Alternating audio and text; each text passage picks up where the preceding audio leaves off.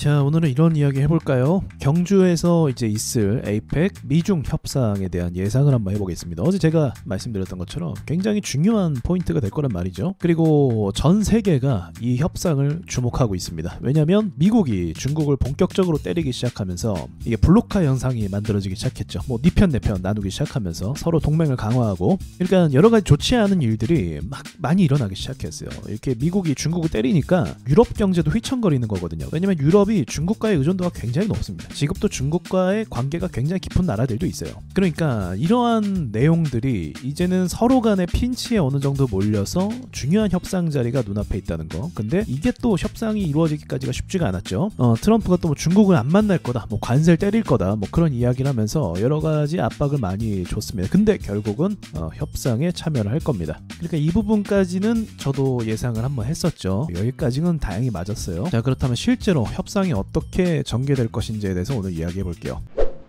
자, 먼저 코스피는 오늘 2.5% 상승했습니다. 근데 웃긴 게 뭐냐면 중소형주들은 안 올랐어요. 신저가 가는 종목도 있었거든요. 근데 반도체, 2차전지 뭐 등등등 굉장히 많은 섹터가 상승으로 마감을 했습니다. 대단한 거죠. 자, 그렇다면 이 기세를 유지하려면 아무래도 이 협상이 중요한데, 이 협상에 대해서 제가 좀 정리를 해볼게요. 글로. 일단 이 협상이라는 건 어느 정도 협상 내용을 이미 준비를 해서 올 겁니다. 아니, 그 수많은 나라들하고 계속 뭐 이렇게 이야기하는 가운데 있는데, 사실 이게 뭐 야 우리 협상 좀 하자 해서 만나는 자리도 아니고 뭐 싸우러 오는 자리도 아니고 이 시간이 그렇게 많지 않기 때문에 아주 중요한 인물들끼리 만나잖아요. 그래서 어느 정도 밑에 선에서 이렇게 내용이 정리가 됐다라는 이야기가 있습니다. 그 내용이 뭐냐? 우리는 사실 알 수가 없죠. 최근까지 상황 어땠어요? 중국이 아주 강경한 태도를 최근에 보이기 시작했습니다. 먼저는 대두 수입을 하기로 했었어요. 미국산 대두 수입. 이게 뭐가 문제냐면 트럼프가 1차 무역 합의 때 미국의 농산물을 중국에 수출하는 것에 대해서 합의를 봤어요. 둘이. 그것을 사인을 했단 말이에요. 그런데 이게 갑자기 중단이 되니까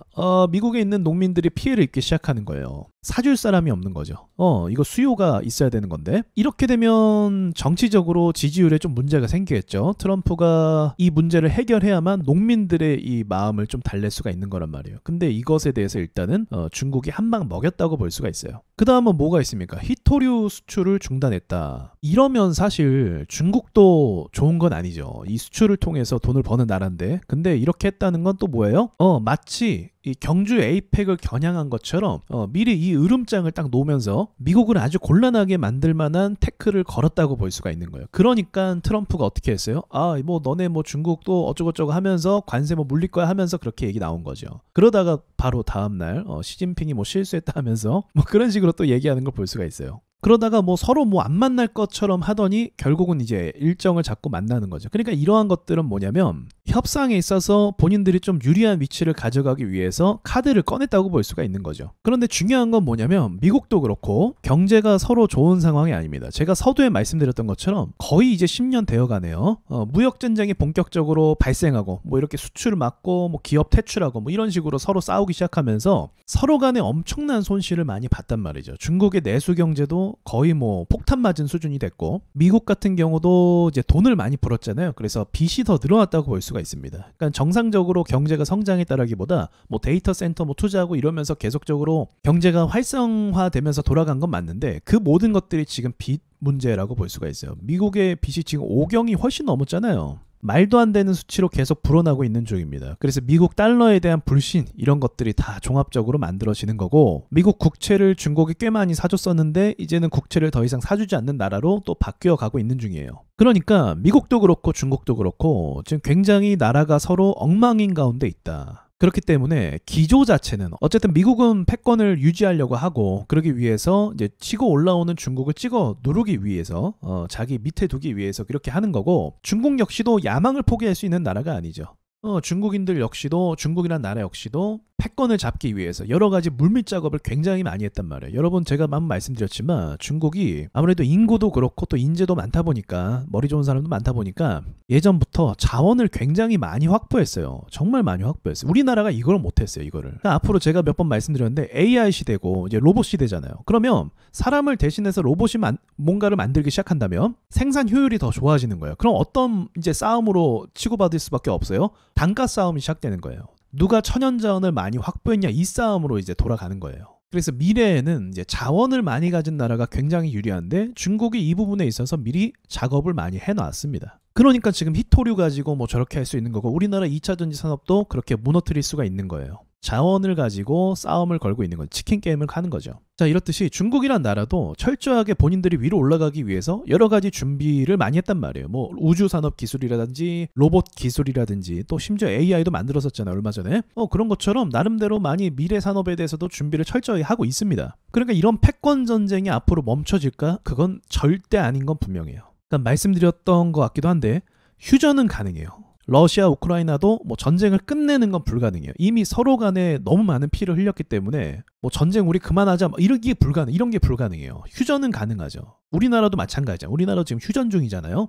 마찬가지예요. 미국과 중국도 패권 전쟁을 끝내는 건 불가능합니다. 그러나 우리가 원하는 건 뭐예요? 이제 휴전 가운데 가서 좀 이제 회복해야 될 부분들을 회복하자는 거죠. 그래서 그 부분에 있어서 이번 협상 때 그런 내용들이 오고 갈지 그런 분위기가 만들어질지가 중요한 거죠. 그래서 미국도 이번에 양보할 건 양보하고 또 중국도 다시 철회할 건 철회하고 그런 흐름으로 갈 가능성이 조금 있다고 봐요. 그래서 주어진 상황과 서로 간의 정치 상황을 고려해 볼 때 서로 간에 완만한 합의를 이루지 않을까 생각을 하고 있습니다. 그러니까 최소 서로 간에 필요한 것을 주고받으면서 최소한 트럼프가 더 이상 관세로 시장을 막 흔드는 일은 이제 없지 않을까. 그러니까 얼마 전까지만 해도 또 관세 이야기하면서 막 증시 폭락하고 코인 시장 폭락하고 그랬잖아요. 그러니까 이번에 합의만 잘 되면 더 이상은 이제 관세를 가지고 뭐 이렇게 협박하는 일은 좀 없지 않을까 생각할 수 있습니다. 그래서 이러한 합의가 이루어지면 지금 우리나라 증시 분위기 좋잖아요. 여기서 돈들이 들어오는 걸 멈추지 않을 거예요. 최근 들어서 트럼프 임기 동안 시장을 계속 눌렀던 건 관세예요. 그렇죠? 계속적으로 압박을 줬던 거. 특히나 어떤 관세? 중국에게 관세를 물리겠다라고 했을 때 시장이 격하게 반응을 했어요. 그만큼 중요하게 보고 있다는 거예요. 그래서 이미 이제 얼마 전에 막 투닥투닥 하다가 만난다는 것 자체가 어떠한 서로 간의 합의점을 좀 찾았지 않았을까 그런 예상을 해볼 수도 있는 거고 당장은 서로가 필요한 것이 있기 때문에 트럼프도 중간선거가 또 앞에 있거든요. 시진핑도 지지율이 그렇게 좋지는 않아요. 뭐 사회주의긴 하지만 중국 내부에서도 경제 때문에 말이 많거든요. 살기가 힘드니까. 이제 그런 부분을 종합적으로 고려해서 좀 나은 방향이 이루어지지 않을까 생각이 듭니다. 근데 제가 걱정하는 건 사실 그거죠. 그것은 트럼프의 변덕이에요. 트럼프란 사람을 우리가 지금까지 경험했지만 시장에 있어서 항상 부정적인 사람이었어요. 그러니까 뭐 주식 괜찮다 사라 이렇게 얘기해서 뭐 주식 오르긴 했지만 그 전에 본인이 했던 행동은 뭐 지워질 수 없는 거죠. 처음부터 여러분 저를 믿고 주식을 사십시오. 저는 뭐 증시를 위해서 이상한 말 안 하겠습니다 라고 이렇게 이야기하는 것도 아니고 이상한 말 실컷 했다가 시장 박살나니까 아이 괜찮다 주식 사 이렇게 얘기하는 거 병 주고 약 주는 거잖아요. 그래서 트럼프 1기 때도 그랬고 시장에 언제나 부정적인 사람이었습니다. 제가 걱정하는 건 이거라는 거죠. 현재 상황이나 여건들을 봤을 때는 좋은 흐름으로 갈 가능성이 높은데 트럼프의 변덕 때문에 우리가 좀 불안한 마음을 갖고 투자를 해야 되는 건 어쩔 수 없는 것 같습니다. 자, 여러분 한 주 동안 수고 많으셨고요. 이번 주 내내 사실은 상승을 하는 시장이었네요. 그런데 중소형 종목들은 그렇게 좋지 못했어요. 아마 이번 경주 에이펙 이후로 또 어떤 식으로 바뀔지 그것도 참 기대해 볼 만한 흐름인 것 같습니다. 자, 다음 주에도 제가 피드백 해드리도록 할게요. 마칠게요. 네, 안녕하세요. 강의 공지하겠습니다. 이번에 돌아오는 10월 26일 일요일이거든요. 일요일 저녁 8시에 라이브로 강의를 진행하도록 하겠습니다. 이번 주에 쓸 강의 주제는 파동 강의예요. 쉽게 말하면 이 파동이 높은 확률로 나오는 1파동을 찾는 방법. 그러니까 지금 시장이 기회를 준단 말이죠. 그러니까 여기서 우리가 돈을 벌어야 되는데 그럼 어떤 식으로 우리가 접근을 해야 되냐면 2차 파동을 노려야 됩니다. 이미 1차 파동은 나왔습니다. 여러분도 보셨겠지만 강력한 상승이 나왔죠. 그런데 어떤 종목은 그게 고점일 수도 있어요. 그쵸? 고점이라서 깊게 조정을 받아서 파동이 안 나올 수도 있고 어떤 종목은 제가 말한 그대로 1차 파동 이후에 2차 파동이 크게 나올 수도 있어요. 그래서 이걸 구분하는 방법을 여러분이 배워야 된다고 전 생각을 하거든요. 기본적으로 이번 강의는 초보자분들도 적합하고 그리고 중수 이상의 분들도 적합합니다. 그래서 배우시고 나면 좀 차분하게 주식 투자를 하실 수 있을 거고요. 막 이상한 종목 사서 뭐 헛발질하는 그런 매매를 좀 줄일 수 있을 것 같아요. 무엇보다 지금 시장이 기회를 주고 있는 거거든요. 이 기회를 잡으려면 나름대로의 기준이 있어야 됩니다. 상승장이라고 해서 다 돈 버는 건 아니거든요. 자, 관심 있는 분들 많이 참여 부탁드리고요. 참여 방법은 아래에 댓글 링크를 확인하시면 좋겠습니다. 이상 마치겠습니다.